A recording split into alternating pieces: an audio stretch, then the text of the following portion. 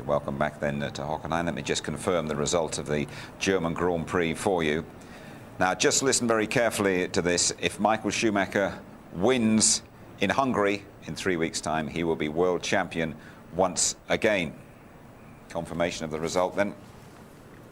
Ralf Schumacher, the winner here. 10 out of 10 for him. Rubens Barrichello, absolutely storming drive around Hockenheim again for the Brazilian. Jacques Villeneuve on the podium, great points for BAR. And look at that, the two Benettons after a blank season. 3 points to Fisichella, and the first 2 points of the year for Jenson Button, and Jean Alesi battling that cross round and making his point. The Drivers' Championship then, so Schumacher wins around the Hungaroring in mid-August. A fourth world title is going his way. Rubens Barrichello and Ralf Schumacher nip and tuck between them, and Ralf might just be looking at David Coulthard and saying, I've got enough time to catch you as well. Montoya, so unlucky not to add to that total today. And the constructors, well, Ferrari are away and clear there, but there's a real decent scrap going on for second place, where Williams are gaining ground on McLaren. BAR have moved above Jordan, who've had an absolutely miserable time here this weekend. The press conference, we're going to go down to it now to hear from the big three in Germany. Congratulations, gentlemen. Ralf Schumacher, winner of his home Grand Prix in Germany. Rubens Barrichello, second for Ferrari. And Jacques Villeneuve, third for British American Racing. Ralf, what does it feel like to win at home? Well, it's a great feeling. I mean, I've always had a bit of bad luck here. I've never really finished in a good position. And, I mean, to be here today in a German package to win the race in Germany is a great feeling. Now, soon after Juan Pablo Montoya, your teammate, had his problem in the pits and you took the lead, he then went back out and his engine blew up. Did the team then tell you that this had happened and to watch everything and perhaps slow down if you had to? Or did they just say, keep racing? Well, already before that weekend, we knew that we are on the tight side with the engines. So, when after the race, when Pablo pulled away, I was, I thought, okay, you do whatever you want to, and I started to save engine already because I know how long and how hard that race is, obviously, to engines, and it paid off at the end. And after this, the team told me as well, slow even more down, and then it was easy because Rubens couldn't push anymore, so it was a perfect scenario for us. Thank you very much, Ralf. Rubens, you started the race on a two-stop strategy. Do you think it was one that could ever have produced a race win here today? Well, I mean, thinking that the two Williams were on another level, I think the best what I was hoping for, or what I could achieve, was third, basically because they were really fast. So I think it paid off, to be honest with you, because I was the only one on their pace to start with, and I took a long time to overtake David. It was a fair race, but I think it was a little bit too close. And he was losing time as well, so I don't know what he was playing, because, we both wanted to go forward, and we were losing like 3 seconds a lap. And so I was hoping to finish well. I mean, if Michael was there, I don't know what I could, I would have done it, but it's, in any case, I think it was everything I would hope for. But talking of your overtaking manoeuvres on David, you took past him twice, and both times around the outside into the stadium. How confident were you that you could take that line and still get through the corner? Well, we know each other since the phone 3 times, so it's. I think we have a respect on each other. It's not the fact of going on the outside. It's that he left just that side for me, and in a way he was one up on me because of Silverstone last year. So I needed to go on the outside. Rubens, thank you very much. Jacques, your second podium of 2002, but you started outside the top 10 today. You completely surprised? I am surprised to be in the podium. I was hoping to get in the points, and I thought we'd need a little bit of luck to get in the points. But to get in the podium today is great. We weren't very competitive all weekend, but this morning, surprisingly, in the warm-up, after a few changes on the car was really, really competitive with fuel on board. So we knew we had a chance to do a good race, and the 2 starts went well. But then Olivier, being on a different strategy than us, was going a lot faster, and when he got close to me, then I let him by so he could play with Jarno a little bit. And what I was hoping happened, Jarno went off. So then I was just trying to stay in Olivier's toe so he could carry me along. Now, talking of the start of the race, Jacques, obviously we had 2 starts today. What did you see of the incident at the first one, where Michael Schumacher seemed to be very slow off the line? I didn't see what happened, but I was surprised when there was a red flag because we already went through the debris once. By then the track was cleaned, so the most dangerous moment of the race is actually the start. So I was actually really surprised. So, man, as always, I would think Villeneuve one of the few people surprised when the race was red flagged with all that debris on the circuit. Anyway, Tony, let's take a look back, shall we, at the start of this German Grand Prix, and I mean, all sorts of stuff flying about, and Michael Schumacher really almost stopping and causing it. Yeah, he had to give us probably the most difficult and dangerous time of a race, and it's like an airplane, isn't it? It's the takeoff and it's the landing, and that just shows how easily it can happen. And that shades of '89 there, when Gugelmin did exactly the same thing over the top of Nigel Mansell and survived quite well. Here it is from another angle. It's when the driver is unsighted like that because he's busy, he cannot see, believe me, the back of the car there. He's busy changing position, whoops, and up he goes. Now, if that had happened 2 years ago, and Bernoldi's very lucky, as we've said, because the car went over the top of him, if that would have happened 2 years ago either, the side impact, the top impact tests that the FIA have imposed, then perhaps there would have been some damage to the driver as well, and he might not have walked away from that one. And, you know, we've had other accidents, even like '82, when Paletti went into the back of Peroni, and unfortunately then the driver perished, but that's a long time ago. Safety now is paramount, and it is great to see drivers survive it. It's great to see the camaraderie between Michael Schumacher, concerned about a fellow member there. Grand Prix Drivers Association, very strong as well, led by Schumacher and Coulthard and Trulli. It is actually the nightmare scenario for a crash, isn't it? Because they're all pedal to the metal, absolutely going for it, and you're not going to expect to run into something as poor Bertie did there. And also, the tyres have a certain amount of temperature in them as well. And when you hit the back of another tyre, the tyres fuse together, and that helps the launch pad even more. You can imagine what is going through the driver's mind. But also, you know, we have a situation where inside the cockpit, with the FIA have said in the safety cell there is even more padding as well around the driver. There's a seat that's moulded to them as well, which helps to minimise some of the damage to the driver. Villeneuve wasn't happy about a restart, but I think we all felt the race had to start again. We were saying here, as we were sitting and watching the debris that was on the track from that, there was no way. I think that Charlie Whiting and Herbie Blash absolutely right to red flag it after that, because there could have been punctures. And again, you know, when the restart happened, this was relatively clean. But here's this man, Barrichello, right at the beginning, being aggressive now, and also the power and the speed of the Ferrari. Just look at this. Look at Schumacher. He went past both the McLarens then, and Barrichello followed quite soon after that. OK, Tony, thanks for the moment. Anyway, a lot more for us to talk about. We hope to have a word with Jenson Button as well when you rejoin us.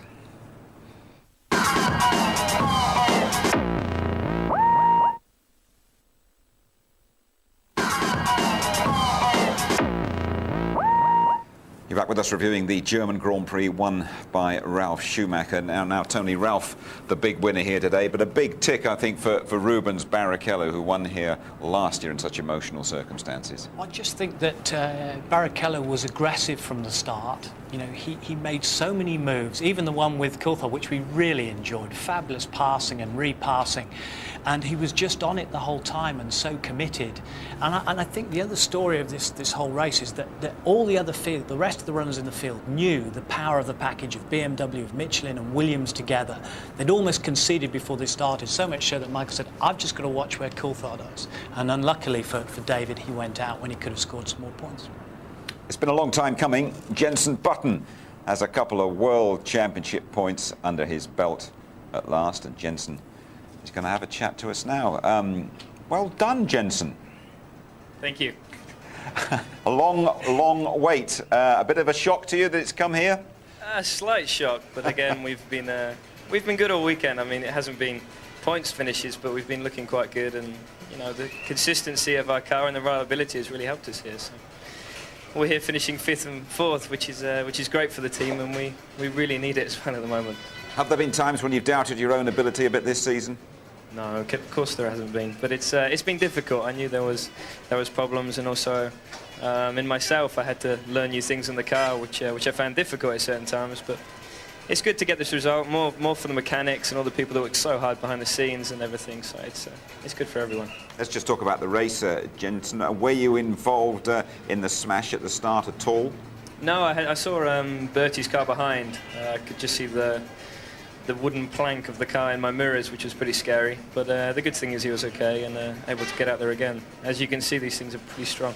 And you ran nip and tuck with your teammate Giancarlo Fisichella for quite a while, didn't you? And he got past you. We didn't actually see that. What happened there? I was at the start. I got a good start. I think he got blocked in. And the good thing was that we were running with cars that we weren't expecting to be. For example, the BARs and the Jordans.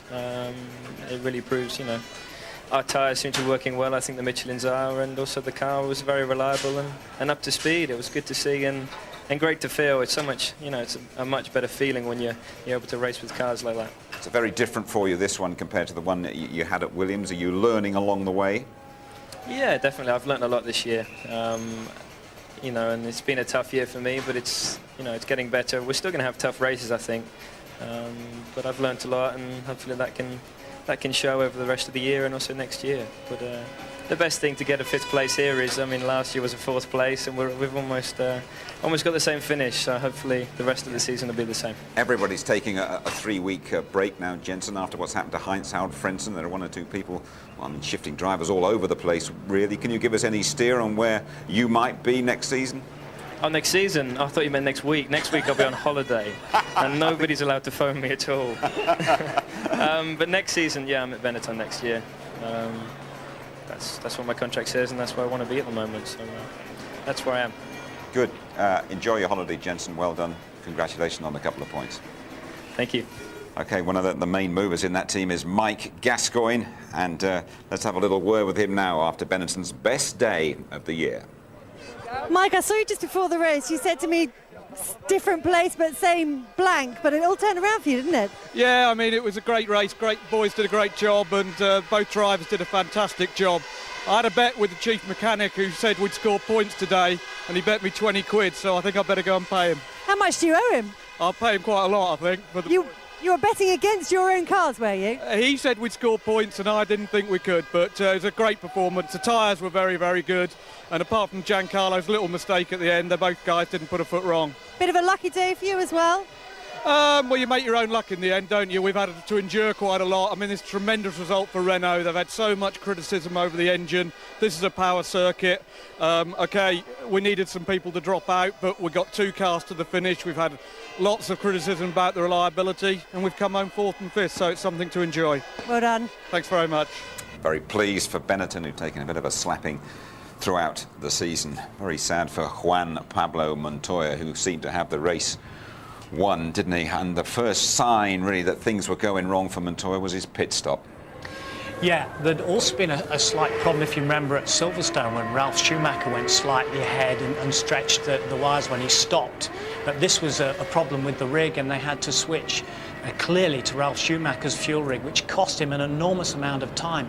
But we didn't really have time to talk to Gerhard Berger about it when he was here, the BMW competitions director. But he said last week to his drivers, we're not going to win the World Championship in 2002 even, because we're not ready. And one of the areas that we're not ready is in the pits themselves. We're too slow. We're losing valuable seconds. We're losing reliability with the car, as we could see by one engine going, as you can see by in the pit stop. It's not really the boys' top fault, you know, at all. It's gelling everything together to make a winning team, and potentially they could take the title next year, but not like that. It looked for a little while as though Michael Schumacher might luck into a few points, and he would have lucked into them once again, and then he ground to a halt. That's an unusual sight this season. It's unusual. That's 2 Ferraris that have failed because, you know, his race car had a gearbox problem. This has got some sort of problem. I was a bit sad that Michael hadn't actually got the car off the track there and out of the way at such a high-speed track. But this is his bogey track, isn't it now? He won here in '95, and now Ralph's won here once as well. He must think, what have I got to do to try and win in front of my home fans, you know, at Hockenheim? Absolutely. We can find out exactly what Michael Schumacher thinks about his failure here today as he chats to Ted Kravitz.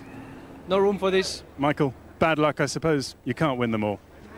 This is true, and I wasn't expecting to be a winner, but would have been nice to score another 6 points.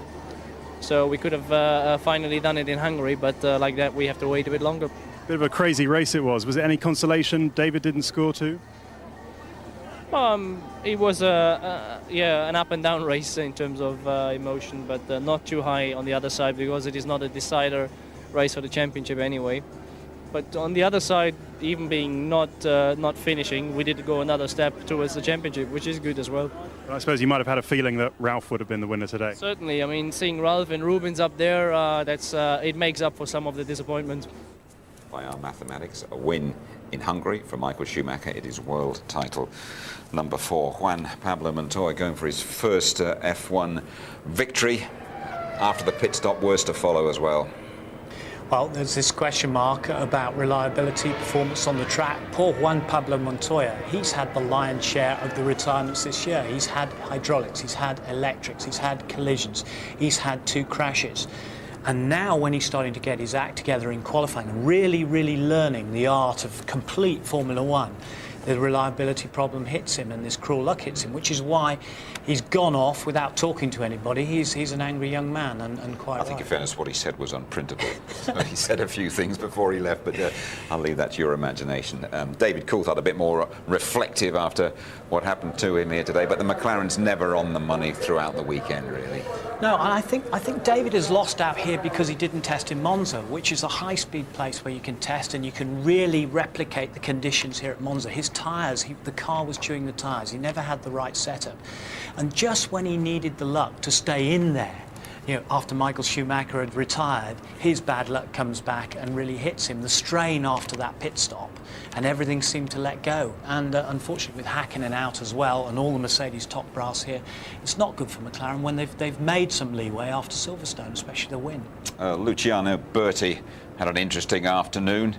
Didn't he? Involved early on and then here. Well, see, the thing is, what happens, Jim, is after a big crash like that, I'm sure Luciano Berti will have had to have seen Professor Watkins, the FIA medical delegate. They have to say their name, they have to count through the numbers. But you'd have to say that his equilibrium had gone. He was spinning off all over the place, and he's had some big incidents here this weekend. It'll be a weekend to forget for him. But thank goodness he's perfectly okay. One of the great sights of this Grand Prix right at the end, the Frenchman Jean Alesi battling to make his point. He did it okay, and then he chatted to Louise Goodman. Jean, congratulations, you got a point, but by the look of you really had to work for it. Yeah, I'm really pleased for the final result because at the start we have some problem with the first gear, really too long. At the first start, I saw my teammate flying in the air and I was a bit shocked. But I'm pleased to have this point because for sure it will be very heavy for the future of my team. And what about your future? Because there's all sorts of talk circulating in the paddock this weekend. Yeah, it's true. But today it's a day of happiness. I will explain something a little bit later on. You don't look very happy. I mean, last time we saw you getting points, you were jumping up and down. I'm happy for them. Thank you. Unusual interview that, and does that mean next time we see him in Hungary he'll be wearing the Jordan livery? Well, you know, we bring you these hot rumours from time to time, but that's why I arrived back in the studio. Slightly sweaty. Not a hot story, not exclusive, a hot rumour. I've heard that before, yeah. and that's why I came running back into the studio just before the start, because the Italian press are convinced that Jean Alesi is going to take the place of Heinz-Harald Frentzen in the Jordan for the remainder of the season from Hungary onwards. Well, who's going to fill the place of Prost? Could it be Frentzen? We don't know. But certainly there's a great bond between Alesi and Eddie Jordan, because they were Formula 3000 champions together in '89, and Eddie's tried to get him in the car lots and lots of times. In fairness to Eddie Jordan, we all felt he would have something in store that would explain what he's done to Heinz-Harald Frentzen, but judging by the way they've gone here, Mr. Alesi would be very welcome. Well, this was Ricardo Zonta, and we have said that he hasn't really covered himself in glory. 15th on the grid wasn't good enough, and despite the fact that the arrows of Verstappen in front of him had come out of the chicane quite slowly and he got a bit too close. It's up to the car behind. This is the result. You know, and ultimately he goes out of the German Grand Prix. Now this one was quite amazing of Trulli, because he'd been having a fabulous dice with Panis and Villeneuve behind them, the 3 Honda-powered cars. Trulli, such a great racing driver, made a very basic mistake there, trying to get back at Panis, who just got past him, and you saw that elementary mistake on a spin. Just your final thoughts, Tony, as we enter this little break in the season? Well, I think it's great for everybody to have a break and regroup and recharge their batteries first of all. But Michael Schumacher will be upset that he's not that bit closer. He's still got a way to go. And there's a little chink of light in the tunnel for David Coulthard. You never know. It's a very little chink of light. Thanks very much indeed, Tony. I must give you the result of the competition. Remember we asked you, it was a pretty simple one, who won last year's British Grand Prix? And David Coulthard, the answer. And the big winner, the winner of the brand new MGZR Sports Saloon, is Mr. C. Hindley from Manchester. Well done to you, sir, and you will join 10 runners-up, having a day out at Thruxton as well as enjoying that new motor. Highlights tonight of the German Grand Prix at 11:45, and the show repeated, as always, tomorrow night, ITV2 at 7. The full service throughout the Hungarian Grand Prix weekend, qualifying live from 11:30 on the Saturday, a big pre-race show on the Sunday starting just after midday. Highlights at 11:45, and once again ITV2 7 o'clock on the Monday night for the repeat show. There we are then. We're all going to take a 3-week holiday from Formula One. We take a break with Michael Schumacher just a victory away from the world title, but younger brother Ralph ruling the roost in Germany. See you in Hungary. Bye-bye.